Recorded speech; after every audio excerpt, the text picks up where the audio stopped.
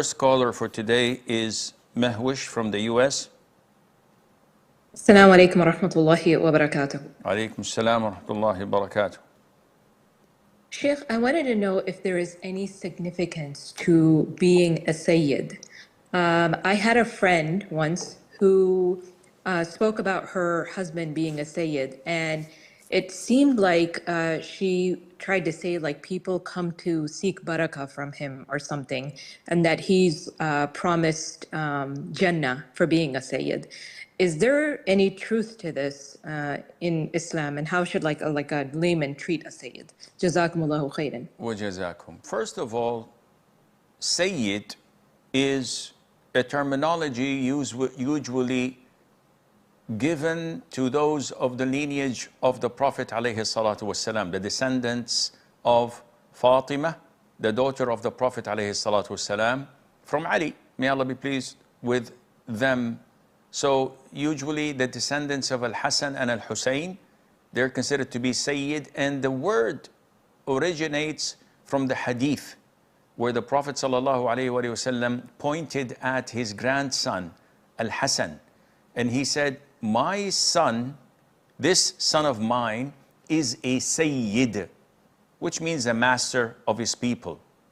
And Allah would reconcile between two fighting factions of the Muslims through him.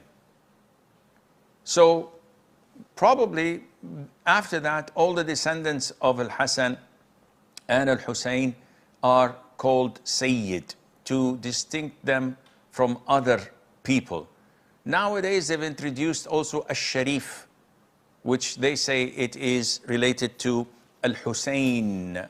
But such labeling is not from the Sunnah. We know that they are the descendants and they are part of the lineage and the offspring of the Prophet ﷺ, which by itself is a huge honor to have your the Prophet ﷺ as your great-great-grandfather. That's one of a privilege that you can't buy with money. And no one could boast about being from this tribe or from this country if you are of the descendant of the Prophet ﷺ.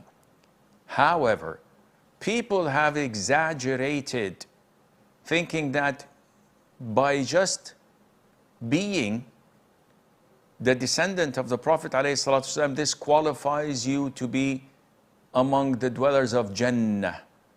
So this is a carte blanche that you will enter Jannah. And this is totally bogus.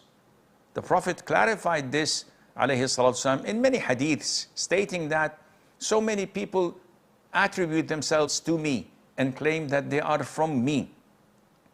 I have the allegiance only to those who follow and believe and comply with the religion of Allah. Or as he said, alayhi salatu wasalam, these are my people.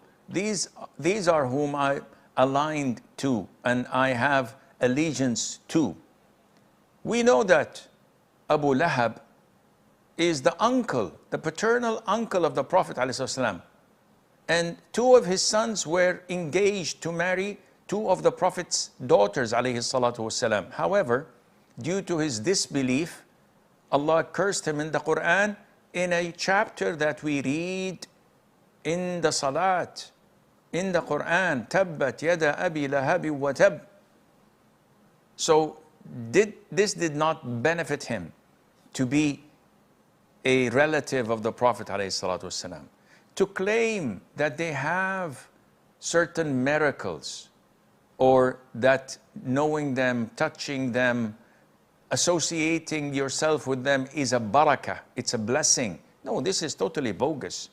We know for certain that even among the celebrities who are of the descendants of the Prophet ﷺ, they are the worst of Muslims on earth, some of them.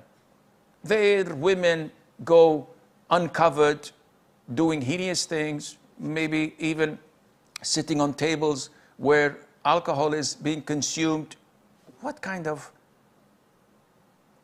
honor are you giving to the Prophet ﷺ when you claim that you are from his descendants and you are engaged in such heinous things, going against the religion of your great-great-great-grandfather, this is a shame and an insult to the religion. But alhamdulillah, this is a test from Allah subhanahu wa ta'ala. You're honored, you're privileged to be a descendant of the Prophet ﷺ. Let's see if you walk the talk. If you do, you will be with the Prophet ﷺ in paradise. But if you don't, and if your style of living is taken as a role model for sinners to follow and say, well, he's a descendant of the Prophet ﷺ, he should know better, then this is definitely something that you will be punished for.